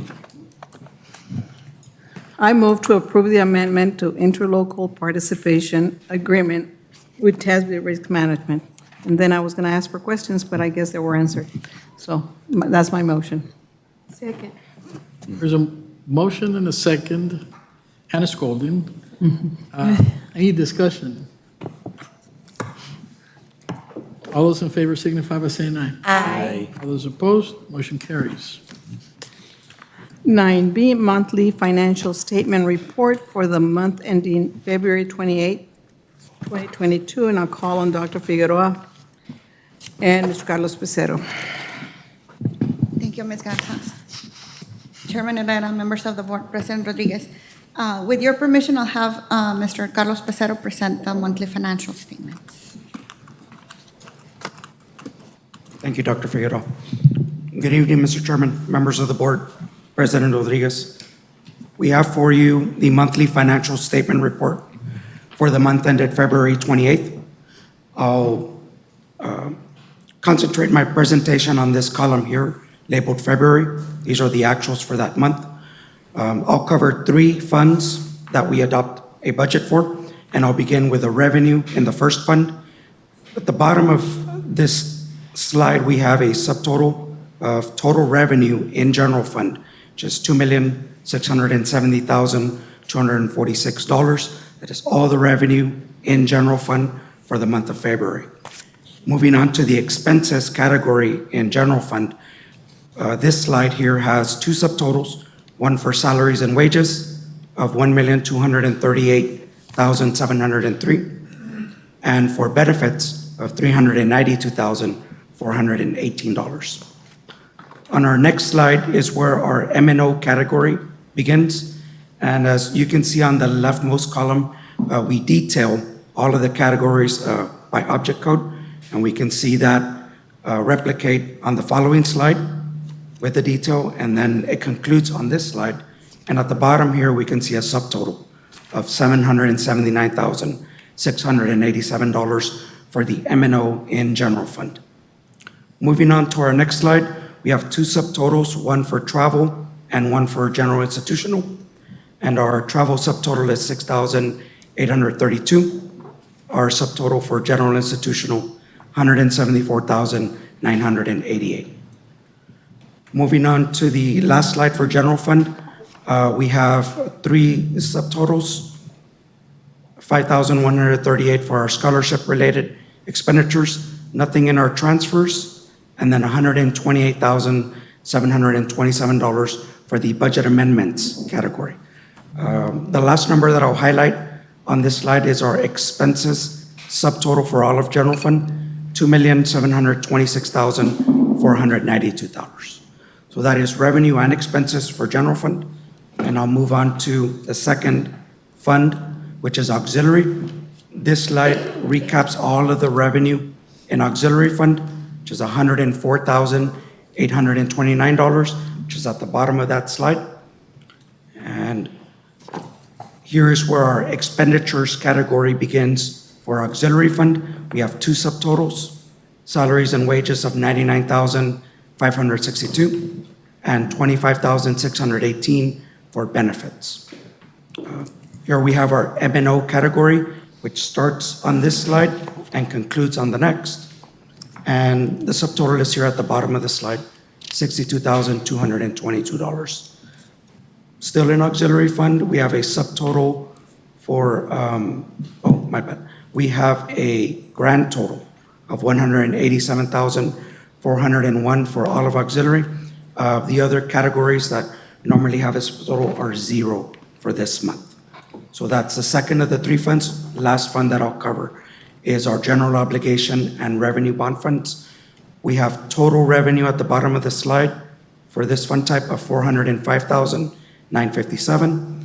And then we do have expenditures in the month of February. We had principal and interest payments that were due, and those were made accordingly. For our GO bonds, we have $4,886,538 as a subtotal. And for our revenue bonds, we have $196,100. So the combined amount for those 2 and the total for that fund is also on this slide, which is $5,082,638. So that's revenue and expenses for all three funds. And the remaining slides are the detail for the health benefits, which we have general fund and auxiliary fund. And those are the details with the related subtotals, $1,086,124 and $80,325 for those two funds respectively.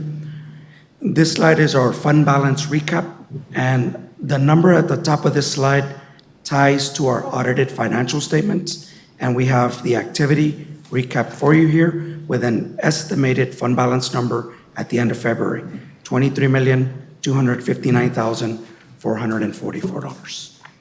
The last section that we'll cover in this report is the debt service tables, and those are unchanged from the last time that we presented this report for the board. And with that, Mr. Chairman, I'll conclude my presentation. If there are any questions, I'd like to try and answer those. Any questions? This item was for informational purposes only. No action is required. Second quarter investment report for fiscal year 2022. Dr. Figueroa and Mr. Carlos Pizarro, present the item, please. Thank you, Ms. Garza.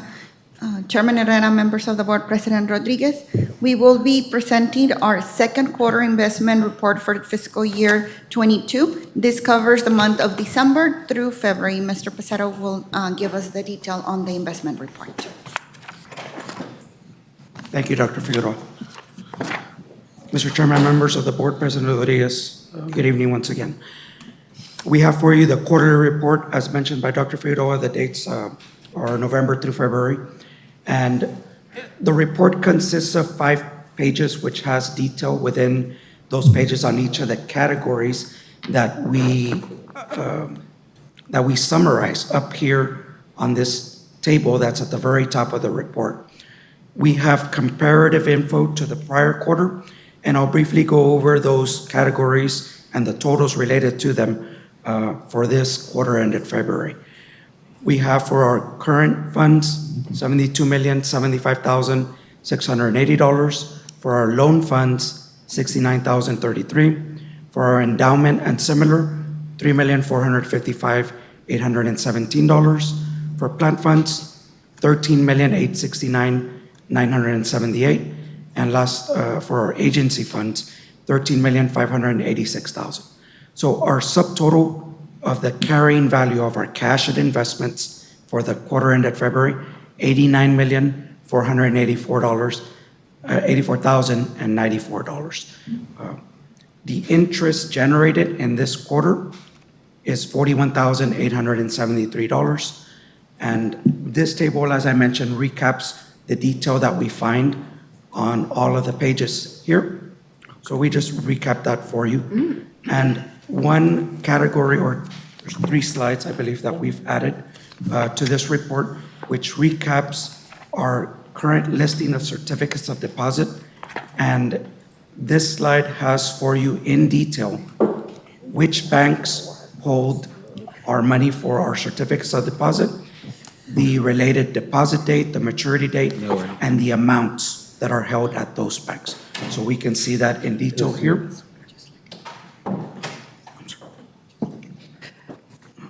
And this is the same data that we have on the report here, and in detail, we can see each one of those here with that related info. We just went ahead and summarized that here on this schedule, so it's more easy to see exactly what is where for that date. And this page of the report, also new, this has a listing of the matured certificates of deposit. So that recaps the activity that has, I guess, initially been presented in that summary format before, but now is in detail and recaps the interest earned for each of those investments. We can see that on the column that is on the left here, and I'll highlight the amount that's been generated in How much was income. that? $1,108,377. Excuse me, sir. In 1 year? I'm just asking about the time. Okay. I mean, since you're bragging, And how much time did we earn that money? So that recap, sir, is the investments that we have put into place since the board has allowed us to go into this activity with the leadership that the board has provided, with the guidance that Dr. Figueroa has implemented. We've been able to hit that dollar amount, and we're very proud to present this report to you. It could have been much more than that had we started earlier. It really has. But I thank you for including that information, and I think it's important for us all to see it, because we are not aware of this was going on, even though we get a final number right and we know we're making money. But now that we see where our money is at in the different banks, well, that gives us an opportunity to ask for sponsorships for our students, because they're holding our money. Right. This is a TSC board meeting, not the foundation. Ain't money, sir. You're plugging it. So, The same students, let me remind you, they're the same students. may I ask the amount of time that it took us to get that 1 million and some dollars? Just a year, half a year? When did we start It's investing? from May 1st of 19 was the first time we opened a certificate of deposit. May of It's 19. Still, it's very good. May 13 of 2019 to be exact, sir. 3 Thank you years. so much. 3 years. Very good money. This was for information purposes only, and unless you have any more questions. And bragging rights. I'm sorry? And bragging. 9D, Institutional Care Expenditure Report. Dr. Figueroa? Yes, ma'am. Chairman Herrera, members of the board, President Rodriguez, we're here to inform you about the next item. Is the Institutional Care Expenditure Report. This is, it's coming. This is the report that recaps the expenditures for this month on CARES Act and year-to-date. The expenditures for this month is $1,385,294. Year-to-date is $11,127,18. The detail of that $1,003,000, it's in the subsequent pages for your review, with the detail of the name of the vendor, the different commodities that were purchased or services, and the quantities and pricing of those. I have a question. Yes, sir. One question. Dr. Figueroa, so how much longer do we have to spend all of this money? So, great question, Mr. De Leon. We originally were gonna, this grant was gonna end in April and May, but the Department of Education decided to extend it for an additional 8 months, this grant. So we have an additional 8 months to finish procuring the rest of the funds that we still have. And we're working on it, right? Yes, sir. Thank We you. already have the plans that we'll be bringing on. It just takes some time by the time we get approved. We don't want to make any errors when spending monies, and we want to double check and triple check that they've been approved before we spend. Okay, thanks. Thank you. This was for information as well. And we'll go to 9E, Grants Report for March 2022. Dr. Figueroa and Dr. Angelica Fuentes. Thank you, ma'am. Here again, Dr. Angelica Fuentes will be presenting the grants awards.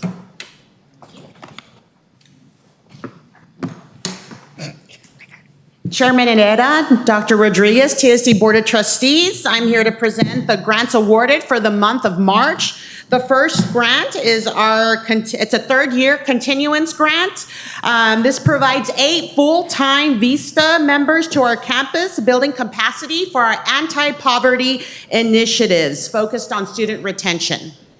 Our second grant is it's a second grant through VISTA program, and it is the Supervisor and Travel Grant, which reimburses TSC for the time that the supervisors spend to help with the first grant, the 8 VISTA staff members from the first grant. Good. Thank you. Thank you. You're welcome. This item was for information as well. No action is required. And we go to 9F, TSC Cares for Students. And I call on Dr. Figueroa to present this item. Thank you, ma'am. Good afternoon once again. Before you, we have this next item, which is the TSC CARES portion for students. As you might recall, we were awarded that in the CARES 3, the 7.7 million for students. Thus far, we've done several of these awards to our students, and we're ready to do one additional award to 3,139 students. The students will be awarded $750 out of CARES starting tomorrow to every single TSC student. The only ones that are not receiving it is dual credit and workforce. So every other student that is enrolled, regardless of their status, whether it's part-time or full-time, will be receiving this funds from the CARES Act. Thank you. This was for information as well. And this, no action is required. This concludes my report, Mr. Chair. Thank you, Ms. Garza. I'll call on Ms. Sines to present item 10, Facilities Committee. The Facilities Committee met on Thursday, April 14, 2022. Present were Ms. Eva Alejandro, myself, members of the TSC Administration and College Legal Counsel. The committee discussed the following items. 10A, consideration and possible action on approval of classroom furniture purchase for courtroom and criminal justice project. I call on Dr. Joanna Kyle and Dr. Figueroa to present.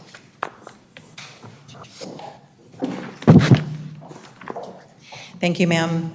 Chair Herrera, Board of Trustee members, President Rodriguez. The item you have before you is a request for furniture for our newest building that will house the courtroom, the paralegal program, and also the criminal justice program.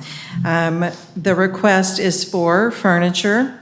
The purchase will be made directly from the manufacturers. It includes installation, and it will be done through our Omnia Partners Purchasing Co-op.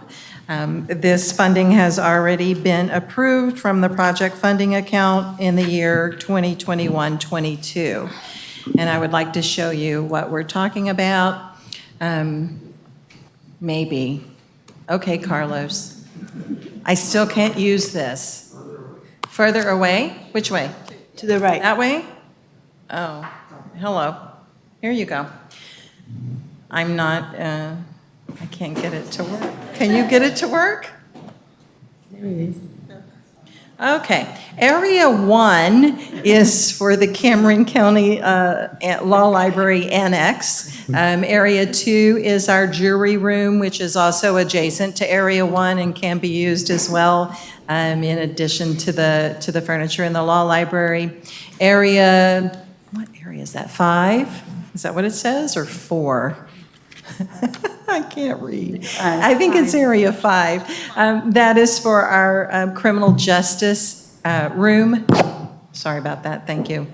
And then Area 6 is for the cloaking room for the judge. And then Area 7 is for our paralegal classroom. Those will be dedicated classrooms. And over to the right, it shows you the furniture configuration for each space. No money for furniture. Does it work? Where's Area 4? Looky there. Where, I'm impressed. is there an Area 4? Is there an area 4 or we just skip area 4? The courtroom. It's the courtroom. And we'll be doing millwork and some other work in that particular area. But the furniture from Trinway does not include the courtroom space. Okay. So, there's no money for? There's no money for the for rooms for area 4? Area 4. Ma'am, we're not buying the furniture for Area 4 from this vendor. Okay. Part of the furniture that will go in there is being purchased, is being made by our own facilities department. Okay. We did bid it out, but the bid came out too high, so we went an alternate route. And we are still purchasing the benches and a couple of pieces, but that's under the 25,000 threshold. The rest is being built, and that's why you're not seeing it in this Okay. presentation. It's not part of this type of furniture. It's specialized furniture. Okay. It's worth mentioning, our staff will be visiting some courts to get some ideas of how to build the furniture. Okay. And the desk you see over there where Frank is, they built that one as well. So we got some great staff, carpenters that can do some great work. Very good. I know Mr. Herrera will oppose to buying furniture, so. I'm glad we have a carpenter or a couple of carpenters that are trained to do this. We do. The Cameron County Courthouse was built by carpenters that the county employed, all of it. I mean, all the furniture, all the bar, the judge's bench and everything.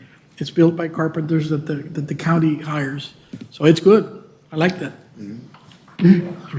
Okay. I move to approve classroom furniture purchase for the courtroom and criminal justice project from Trendway in the amount of $65,000 through Omnia Partners Purchasing Cooperative Contract, and authorize President Rodriguez to execute the purchase order contract as presented. I second that. There's a motion and a second. Any discussion? What do you mean 65,000? We don't have 65,000 to spend on furniture. Make it 80. Buy the fancy ones. All those in favor signify by saying aye. Aye. All those How opposed? things change. Motion carries. This is $60,000, not $7 million. It's one courtroom. That's right. Item I was in the hospital. I was by myself. Item 10B, consideration and possible action on award RFP 22-21 for Rustenburg building repairs. I call on Dr. Figueroa and Mr. Jaime Salazar to present. Thank you, Ms. Hines. Chairman Herrera, members of the board, President Rodriguez, with your permission, I'll have Mr. Salazar present this specific RFP combining two projects for Rustenburg building. Good evening, Chairman Adela, Board of Trustees, President Rodriguez. So the RFP timeline started February 16, 2022 through this evening as we present it to the Board of Trustees. Project number one, the Rustenburg building roof repairs. So as you can see up top, starting on the left, moving right, those are the areas where we have the most significant damage. So we'll be repairing those areas. We'll be removing that vent and covering that up. And then you've got a really professional schematic on the lower right-hand side as we're able to just kind of define those spaces. I bring your attention to building A, B, and B. Something? B2. There you go. Sorry. A, B, and B2. I apologize for that. Those are the areas that we're going to be focusing our efforts on, and we'll give you a little bit more information on that. So that was project number one. Project number two are the Rustenburg building drain repairs. On the lower side of the slide there, you can see those areas. Those are the areas that we're having a lot of the water that's just, anytime it rains, that water is just funneling to that area. And unfortunately, it's coming down the driveway right to the main door to the building. So anytime it's there for a day or two, and sometimes depending on the rain, it'll just stay there for a while and starts causing a lot of damage that we want to try to avoid. So this is an effort to mitigate those problems. The RFP Review Committee were Mr. Carlos Pesero, Mr. Hector Espino, Marcela Juarez, Mr. Raul Hernandez, and Mr. Cano. So the pricing and scoring tabulation, 1 through 8, in the darker green, number 4, RCJ Roofing and Construction. That is who we're recommending. You can see the rows with years of experience at 25 years. For project number 1, roof repairs, they are coming in at $232,914. I draw your attention or your attention to the roof warranty on the material and labor. They're providing us a warranty of 20 years on the material and 20 years on labor. Project number 2, drain repairs, $22,290 for a total of $255,204. They're out of Harlingen, and you can see the respective scores on the far right.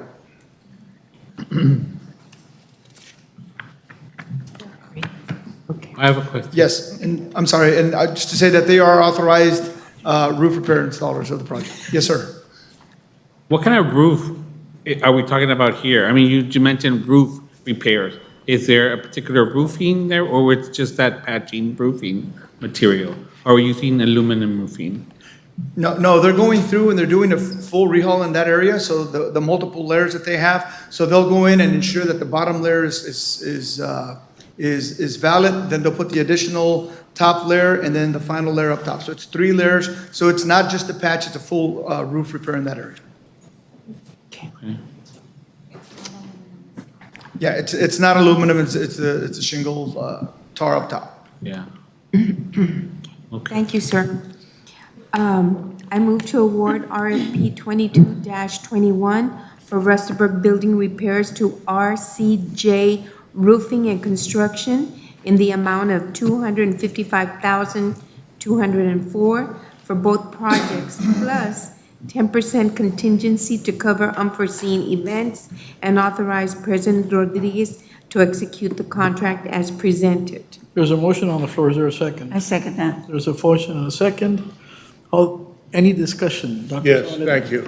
I noticed in your outline that there were several Brownsville companies that had competitive bids, and I want to know why we're not selecting one of those. Yes, sir. So G's Phoenix, #1 Construction, that in fact they're currently working on a project with us as we speak.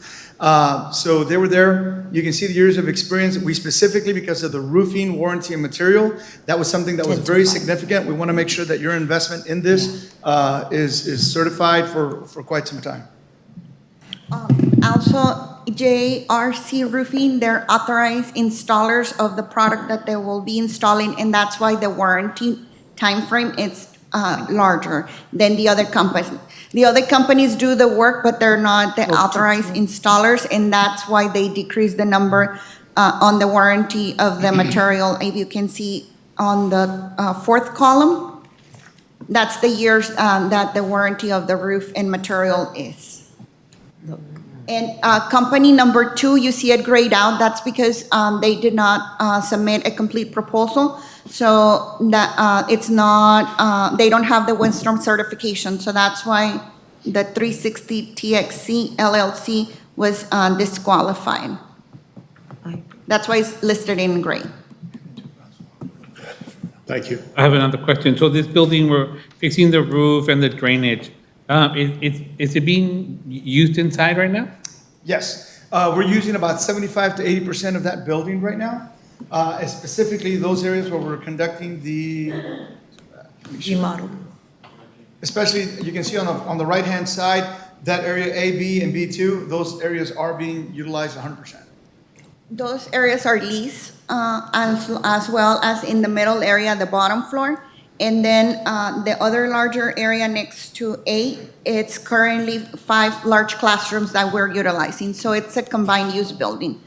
That one we're using. The only piece that is, or the 2 pieces that are not being used is the 2nd floor of the middle part and the other smaller area on top. Are we going to eventually do any upgrades inside the building? We did upgrades to the outside facade. It's been painted, windows were changed.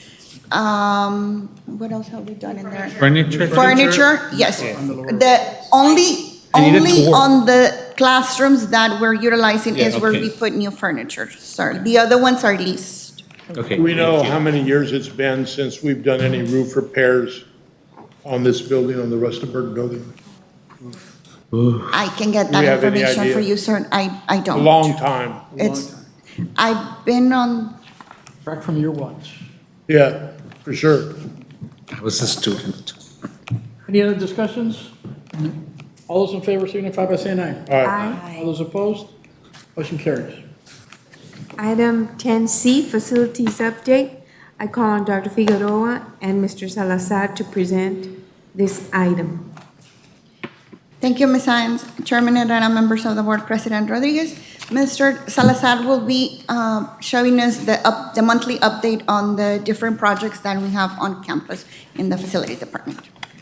Chair Adela, Board of Trustees, President Rodriguez, I'll go through these quickly to give you a quick update on the projects. We'll be going over the ITEX Dealer's roof repair renovation, campus parking lot improvements, courtroom and criminal justice project, the Oliveda Student Services second floor cafeteria project, and the Oliveda second floor restroom additions project.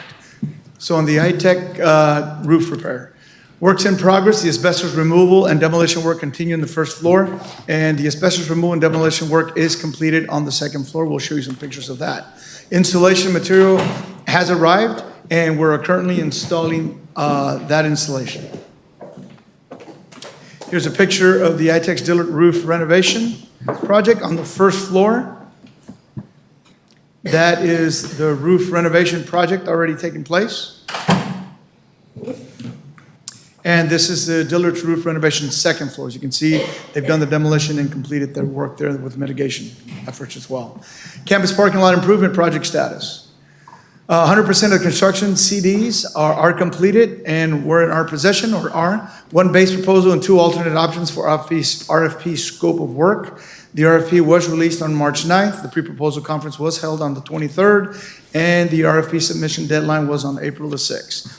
The RFP results will be presented to this board in May. The project is still scheduled to start in the summer of 2022 and will be completed during the fall of 2022. And this is the base proposal of the Fort Brown main campus, and then alternate 1 and alternate 2 projects at ITEC. Courtroom and criminal justice program project status, as you all were just discussing. The electrical and plumbing plans have been finalized. The project has been registered with the city for the permit. Courtroom furniture millwork production will be done in-house, as was being discussed earlier. The jury and gallery seating areas will be outsourced. The RFP for jury and gallery seating was released on March 30th. The classroom furniture proposal will be presented to the Board of Trustees in April, as we're doing, and jury and gallery seating will be presented to the TSC Board of Trustees in May. Courtroom furniture millwork should be finished by July 2022. And this is the area that you all saw earlier, specifically area number 4, which was the courtroom. Oliveda Student Services Center, second floor cafeteria project status, works in progress. Mr. Ernesto Escudero from UMix has proposed a final layout, and that's been finalized. The permit has been submitted to the city of Brownsville. And the city representatives did visit the cafeteria space and provided those observations, which in turn were included in the final adjustments that were made, and the additional equipment is being purchased. Electrical, plumbing, and construction job will start in April, and additional equipment will be delivered in April to May of 2022. We've actually started already on this work. That was a schematic that we showed you all. And the Oliveda Student Services Center second floor restroom additions project status, the mechanical, engineering, and plumbing. The MEP plans are finalized. The MEP plans are in review for the ADA inspection. Pre-proposal walkthrough was conducted in February. The RFP deadline was March 30th. RFP evaluation committee met on April the 8th, and we will be presenting the results to you all in May. And the restroom schematic. Some pictures of the pre-proposal walkthrough with the contractors. And do you have any questions? Is the furniture up already, all of it, or? No, that was just on the outside. What do you mean? I have a question, if I may. Have we started any work, are we doing any work on the Pennies space? Pennies? On the JC At the other end of the building? The only work that it's been done, it was the roof repair that happened earlier this year. Yeah. And we're doing additional roof on the canopy that was damaged by the rain a few months back. Other than that, no, sir. Okay, thank you, but we have done some. Yes, sir. The roof, we don't have any leaks anymore at that space. Beyond the capacity of my memory. Thank you. Yes, sir. Thank you, Mr. Salazar, Dr. Figueroa. This item was for information purposes only. No action is required, and this concludes my report. Thank you, Ms. Hines. Before we go on to item number 12, I want to make a formal request as Rubén Herrera board member. I'm going to request from Dr. Rodriguez to instruct Dr. Garcia to prepare a monthly report and have the police academy Very good. persons in charge of this, a monthly stand-alone report right after the president's report. We want you here every month for the rest of the probationary period until we are back on black. So it might not be chair very long, but as a board member, I am requesting this. Yes. So will you please instructor do? Yes, sir. Do that. Will do. And that additional help, And what? and that additional help that they need, Well, personnel or. that's the president's job. This is item number 12, executive session. Before we do that, may I make a comment? Yes, An anecdotal comment? yes. In 1969, I was an employee of the recreational sports fields, which is out about 45th Street from the university. And I was in charge of giving out the reservations for the tennis courts. That's what I was doing. And this elderly gentleman came up to me and asked me if there was any court available for him to play on. And I said, well, I don't know. Who are you? Are you a faculty member? And he said, no, I'm Ray Marshall. And I said, because I saw it here on the, and I said, Ray Marshall, it sounds familiar. I told him, it sounds familiar. He says, well, I'm the Secretary of Labor of the United States of America. And that's how I met Ray Marshall. So he got his court. Yeah, we have pictures with the Secretary of the Interior. Yes. Thank you so much. You're very welcome. Be in. You too. 7:36, the board will now convene an executive session as provided by Government Code, Chapter 551.071, 551.072, 551.074.